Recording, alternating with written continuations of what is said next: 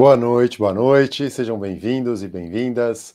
Mais um Planeta Vivo, um jornal ambiental aqui na Cumulus TV. Vamos falar hoje sobre a Cúpula do Clima que está chegando em Glasgow, na Escócia, a Convenção da Biodiversidade que se reuniu para falar sobre a proteção da vida natural no planeta na China e com alguns desdobramentos. Também a crise climática batendo a nossa porta com tempestade de poeira, mais uma vez, agora causando vítimas no Mato Grosso do Sul. E, claro, vamos voltar a falar do vulcão Cumbre Vieja, que está lá em plena atividade, seguindo lá nessa pegada de atividades. Beleza? Então, se ajeita aí, porque o nosso jornal ambiental dessa segunda-feira, dia 18 de outubro da pandemia de 2021, está começando agora.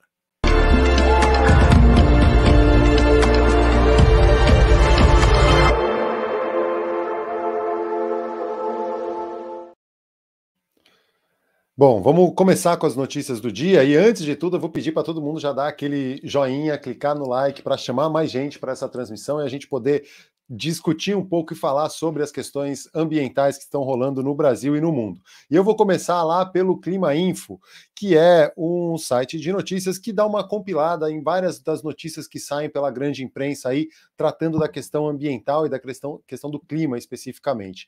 E aí eu vou lá para a notícia, né? Clima extremo, tempestade de poeira, cobre céu em Campo Grande e causa naufrágio com mortes no Rio Paraguai.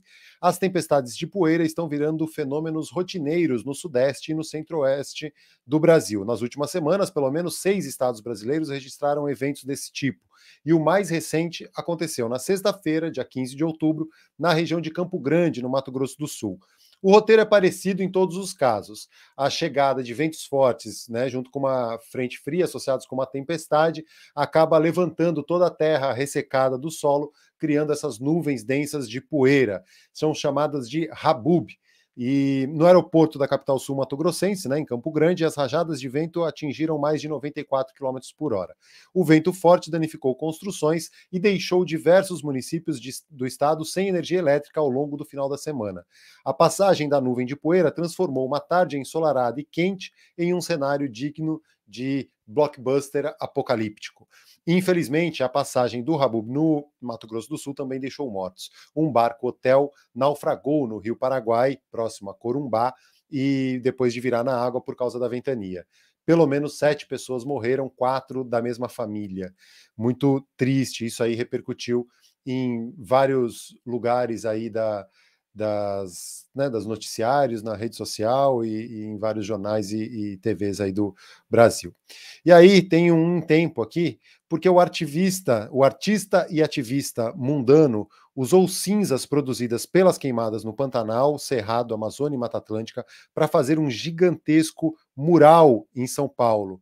Esse mural é em homenagem aos brigadistas que trabalham, para combater os incêndios, e chamando bastante atenção do público para o desastre ambiental vivido pelo Brasil. Com 1.000 metros quadrados, o painel faz uma releitura do quadro O Lavrador de Café, do pintor Cândido Portinari, mostrando um brigadista contemplando a destruição causada pelo fogo na vegetação.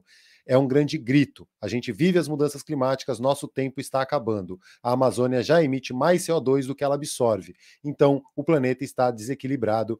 É o que disse o Mundano numa reportagem que saiu no Jornal Nacional, na TV Globo, e eles publicaram também nas redes sociais um videozinho mostrando, como que foi essa produção da obra, com um brigadista que veio lá de Alto Paraíso, no Goiás, e ajudou a fazer essa obra.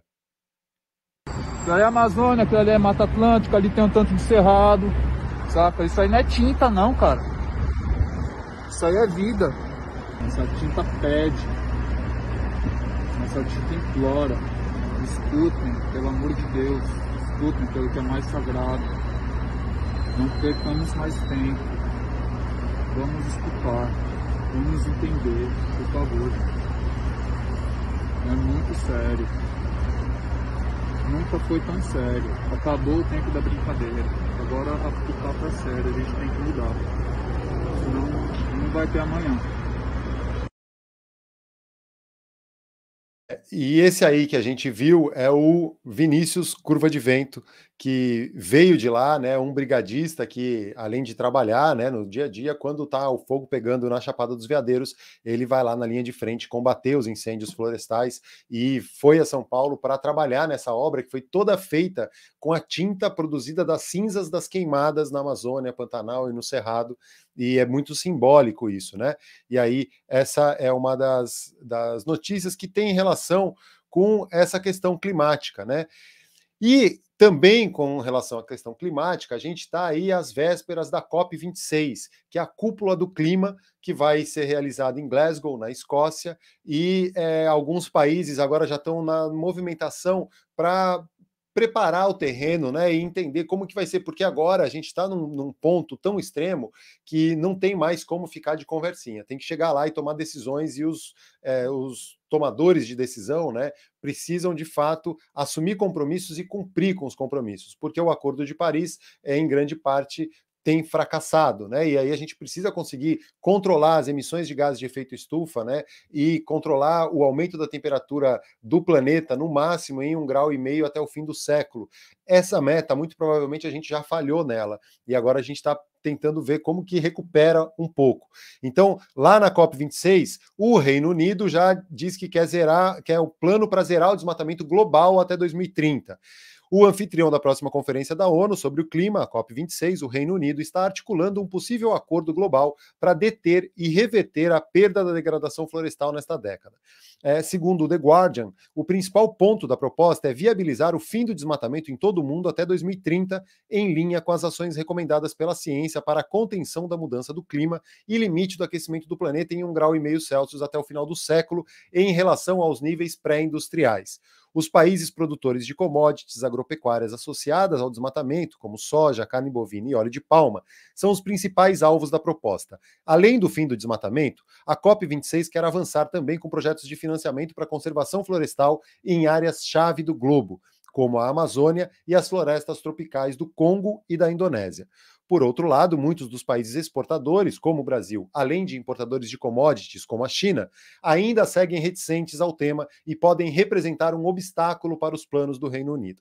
Outra preocupação dos anfitriões britânicos na COP26 é a participação de lideranças internacionais no segmento de alto nível da conferência. O Joe Biden, presidente dos Estados Unidos, confirmou presença, o primeiro-ministro da Austrália também, Scott Morrison, o Justin Trudeau, que é o primeiro-ministro canadense, a própria Rainha Elizabeth, o Emmanuel Macron da França confirmaram presença. Mas algumas autoridades não, como o chinês Xi Jinping, que é muito importante, né, nesse contexto de crise climática, e o indiano Narendra Modi, além do brasileiro, né, o presidente Jair Bolsonaro, que está fora da lista de líderes internacionais em Glasgow. A gente, o Brasil, que foi protagonista por muitos anos nessas conferências ambientais, nos fóruns internacionais, em termos de política ambiental, a gente está virando, né, um pária e, infelizmente, não temos mais essa representatividade que outrora tivemos. E seguindo nessas notícias, né, eu vou agora para o Conexão Planeta, que é outro site de notícias socioambientais. O Conexão Planeta tem lá uma matéria, né, falando sobre o Príncipe William, dizendo sobre, criticando um pouco essa coisa do turismo espacial, né? As pessoas aí, bilionários, fazendo espaçonaves para fazer o turismo espacial enquanto a gente não consegue resolver os problemas do planeta Terra, né? Então ele deu uma alfinetada ali, né? Um dia após a Blue Origin, empresa do bilionário Jeff Bezos, enviar para o espaço pela segunda vez a cápsula New Shepard, que nesta viagem teve entre seus tripulantes o ator William Shatner, de 90 anos, o famoso Capitão Kirk da série A Jornada nas Estrelas. O futuro herdeiro do trono britânico, o príncipe William, criticou publicamente o investimento no turismo espacial. Em entrevista à rede BBC, ele afirmou que esse dinheiro deveria ser empregado em soluções para o planeta Terra. Abre aspas para ele: precisamos de alguns dos maiores cérebros e mentes do mundo concentrados em tentar consertar este planeta, não em tentar encontrar o próximo lugar para ir e viver. Ele também se mostrou preocupado com o impacto ambiental dos voos espaciais particulares, sobretudo em relação à emissão de carbono. Então, mas pelo menos tem alguma voz mais sensata, né, tentando dizer e chamar a atenção para isso. A gente está buscando viagens no espaço para encontrar outros planetas para viver e não está conseguindo resolver os problemas daqui. E vide a COP26, que está aí às vésperas, né? E a gente precisa de metas ambiciosas e precisa atingir essas metas. E, por outro lado, alguns países estão revisando as metas climáticas para baixo, né? Então, assim como o Brasil, o México revisou a meta para baixo do estabelecido no Acordo de Paris, e aí o Greenpeace entrou na justiça tentando que não ocorra isso, né? Que a NDC, que é a meta voluntária, né, de cada país que apresenta a sua meta, né, nessas conferências do clima, e a Justiça do México suspendeu, então, essa revisão de meta climática apresentada em 2020 pelo governo, considerada mais branda que a meta firmada pelo país em 2015 no Acordo de Paris. A nova meta acrescentava 14 milhões de toneladas de CO2 que o país poderia emitir e retirou a meta de reduzir em 50% as emissões mexicanas até 2050. Para o autor da ação, né, o Greenpeace, a decisão do governo mexicano abria um precedente de que os países poderiam revisar para baixo o cumprimento dos seus acordos climáticos. Na ação, ajuizada em 9 de março, o Greenpeace pediu a revisão de 3 tópicos da nova meta climática. O tribunal preferiu suspender o novo documento e manter os termos acordados em 2015, que continuam a valer. E meio óbvio isso, né? Em 2015 assumiram um compromisso e agora em 2021, 6 anos depois, já querem mudar isso. E foi mais ou menos o que o Brasil fez, né? Assim como ocorreu no México, no Brasil a sociedade civil também entrou na justiça contra a tentativa de flexibilizar as metas climáticas adotadas voluntariamente pelo país no passado. Em abril de 2021, 6 jovens integrantes da rede Engaja Mundo e do movimento Fridays for Future impetraram a ação na Justiça de São Paulo contra a definição das novas metas de redução de emissões anunciadas em dezembro de 2020 pelo governo brasileiro. Em dezembro, o Acordo de Paris completou 5 anos e os países signatários tiveram que apresentar as novas versões dos compromissos assumidos em 2015. Ao utilizar um novo cálculo de emissões para o ano base, o governo brasileiro apresentou uma meta menos ambiciosa que a anterior, que permitirá ao país emitir até 2030 400 milhões de toneladas a mais de gases de efeito estufa do que o previsto na meta original. A manobra foi chamada de pedalada climática. E aí, isso também está na justiça lá para tentar não abrir esse precedente, né? Porque se os países começam a mudar a sua meta, né, assume uma meta, assume um compromisso em 2015, 5 anos depois, quando tem aquele compromisso para renovar esse compromisso, e na verdade é para renovar e assumir compromissos mais ambiciosos e não regredir. A gente está com o planeta numa crise absurda, vendo as tempestades de poeira acontecer no Brasil, coisas que era muito raro e agora sendo frequentes. A gente vendo mais tornados, mais ressacas e tudo acontecendo a olhos vistos e a gente reduzindo as metas de emissão e de contenção desse aumento da temperatura climática.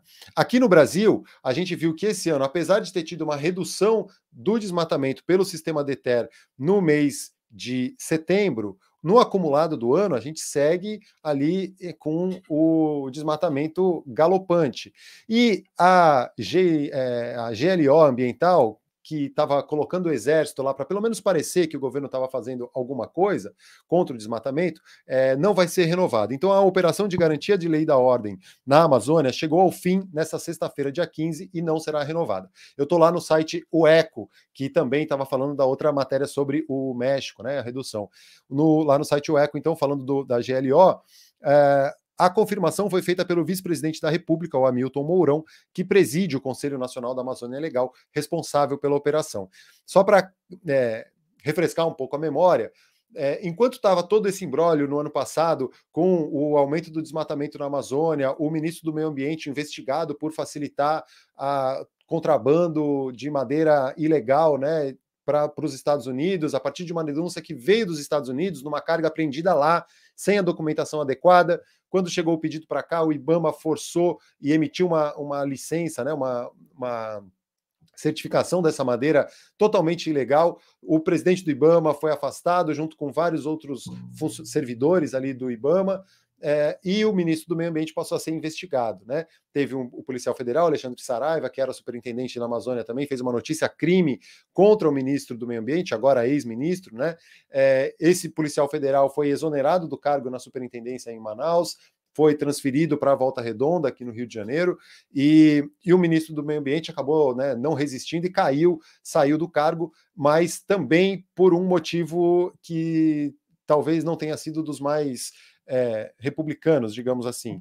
Ele saiu do cargo para sair do STF o processo dele e para a primeira instância, onde de alguma maneira ele tem mais controle, assim como ele foi absolvido na segunda instância na Justiça de São Paulo, num caso quando ele era secretário do Meio Ambiente do governador Geraldo Alckmin em São Paulo. Então, na Amazônia, o Hamilton Mourão, vice-presidente da República, assumiu a presidência do Conselho Nacional da Amazônia Legal e estabeleceu a operação da garantia de lei e da ordem, levando o Exército para a Amazônia, em algumas cidades, anunciando antes, num processo super complicado também, porque eles anunciavam onde eles iam fiscalizar, né, no dia seguinte, e aí as pessoas tinham tempo de fugir e fazer, ou pelo menos esconder o maquinário e tudo mais.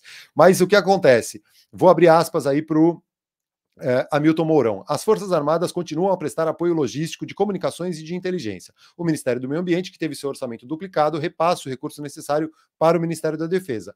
Coordenação feita dentro do grupo gestor e pronto, segue o baile, segundo o que ele diz. Nessa última operação, iniciada em 28 de junho e prevista para acabar no dia 31 de agosto, foi estendida até agora, né, hoje, dia 18 de outubro. Apesar da queda de 32% registrada em agosto pelo sistema de alerta da INPE, o DETER, o impacto não foi suficiente para corrigir a trajetória de números. No acumulado do ano, os números de 2021 batem com os apresentados em 2020, indicando uma estabilidade alta do desmatamento, que deve bater de novo acima dos 10 mil quilômetros quadrados perdidos no ano. Os dados oficiais devem sair no começo de novembro. Então, a gente está vendo, né, a destruição da Amazônia seguir, as pessoas e a fiscalização diminuindo. A gente depende de restaurar a floresta, não é nem mais parar de cortar, não é nem mais parar o desmatamento, precisa restaurar a floresta para tentar reduzir o aquecimento global e tentar manter, pelo menos minimamente, habitável esse planeta para nós humanos.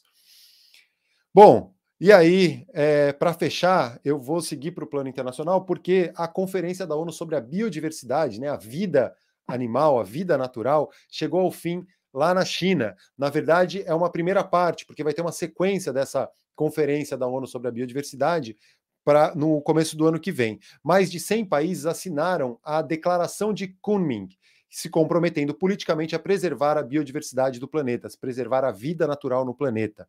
Essa primeira parte da 15ª Conferência da ONU sobre Biodiversidade acabou na sexta-feira, dia 15 de outubro, com dois grandes resultados que podem ditar os rumos das negociações futuras no estabelecimento de novas metas pós-2020. Durante a semana, mais de 100 países assinaram a Declaração de Kunming, na qual as nações signatárias se comprometem a colocar a proteção dos hábitats no centro das decisões de governo. O governo chinês, anfitrião do evento, também anunciou a criação de um fundo para a biodiversidade que permite a implementação de ações de proteção e recuperação de ecossistemas. A declaração de Kunming pede ação urgente e integrada para que a biodiversidade seja considerada em todos os setores da economia global. O documento recebeu críticas por não apresentar metas específicas, foi só uma declaração, ainda não é um grande acordo como o Acordo de Paris, mas eles estão tentando preparar o terreno e sentir também como que estava, né, o clima entre os chefes de Estado, os líderes, os representantes ali, para saber como que vai ser esse acordo no final, né, dessa conferência, que vai ser no ano que vem, nessa segunda parte, e inclusive o governo da Suíça viu que tinham alguns pontos conflitantes e propôs, né, uma reunião em janeiro, antes dessa segunda parte, que vai ser fim de abril, começo de maio, para aparar as arestas e chegar com um documento para ser aprovado e ser apreciado na Conferência da Biodiversidade no ano que vem, para ser aprovado já com metas mais audaciosas e ser tipo o que foi o Acordo de Paris para o clima, mais para a proteção da biodiversidade, né? E no centro dos esforços está um apelo das Nações Unidas para que os países protejam e conservem 30% do seu território até 2030, uma meta conhecida como 30 por 30. A gente está num caminho quase que sem volta de extinção de espécies. A gente está extinguindo muito mais espécies do que, pelo menos nos últimos milhares de anos aí, foram extintas. E grande parte disso é culpa do ser humano, né? Então, com a perda de espécies de plantas e animais agora no ritmo mais rápido, em 10 milhões de anos, políticos, cientistas e especialistas vêm tentando estabelecer as bases de um novo pacto para salvar a biodiversidade. Então, essas são as principais notícias. Antes da gente ir lá para o nosso tão falado vulcão Cumbre Vieja, que a gente tem acompanhado aí todos os dias, e eu vou lá para o sinal ao vivo dessa transmissão, né, e ver como que está lá agora o vulcão nesse momento. Bastante fumaça, vou atualizar. Antes de eu dar o boletim, eu vou dar o boletim agora. Vamos lá, foram 101 terremotos nas últimas 24 horas, a maior intensidade de 4 e outro de 4,6 graus a 35 e 36 quilômetros de profundidade, respectivamente. 35 terremotos em profundidades ao redor dos 35 quilômetros. Não tem abalos significativos próximos à superfície. A quantidade, o volume de dióxido de enxofre expelido pelo vulcão, que é um dos parâmetros utilizados para saber se esse vulcão está ainda em plena atividade ou está diminuindo o ritmo, está em 3.829 toneladas diárias de dióxido de enxofre. É um número bem abaixo, mas ele é subestimado, e o que importa para eles é medir a trajetória, né, a tendência, se é uma tendência de alta ou de queda, e por enquanto está estável.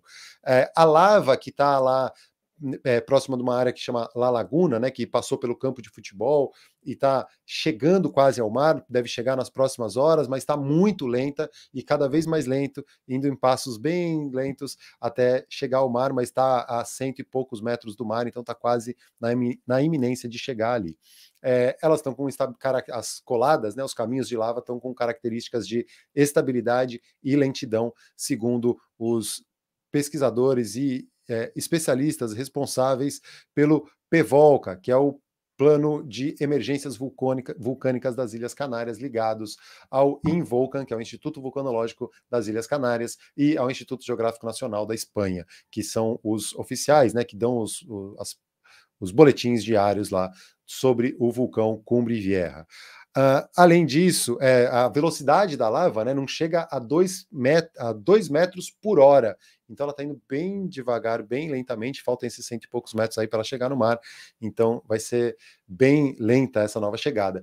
Na iminência da chegada, eles vão ter que confinar algumas pessoas, porque tem a eliminação, né, muito vapor d'água com a suspensão de gases como o dióxido de enxofre, então fica um vapor ácido, além da própria contaminação do ar. A qualidade do ar está bem complicada, porque tem uma inversão térmica segurando, fazendo tipo um efeito tampão na fumaça que sai do vulcão, que está emitindo, né, a coluna de cinzas e fumaças está chegando a 4.000 metros, essa coluna de inversão térmica está na faixa dos 500 a 600 metros, e tem uma brisa do mar, em alguns momentos do dia, a brisa, o vento, está jogando a fumaça e as cinzas para áreas mais povoadas. Então, tem uma recomendação, ainda não é uma determinação, mas uma recomendação para que as pessoas evitem de sair de casa, se saírem, usarem máscara PFF2 e protegerem, né, os olhos, e se protegerem. Essa inversão deve ficar até o dia 22, então tem mais 3 ou 4 dias aí que esse ar vai ficar mais complicado, vão ficar medindo o tempo todo e tentando monitorar para evitar que as pessoas se exponham, né, a um ar mais contaminado. Mais de 7.000 pessoas desabrigadas, 344 estão hospedadas, né, em hotéis, em 2 hotéis principalmente em La Palma, bancados pelo governo e segurando a onda lá. São 763 hectares já ocupados pela lava, né, montanha abaixo, desde o vulcão até o mar, 20 hectares a mais das últimas 24 horas anteriores, né? A lava ainda está se espalhando em alguns espaços de terra. A largura total, né, de um ponto da lava, de um braço de lava, que é o que está chegando mais ao norte no mar, ao braço mais ao sul, está chegando a quase 3 quilômetros essa largura, né? Claro que com ilhas ali no meio, onde a lava ainda não passou, mas ao todo dá quase 3 quilômetros essa largura toda aí da lava, né? 2.900 quilômetros de largura.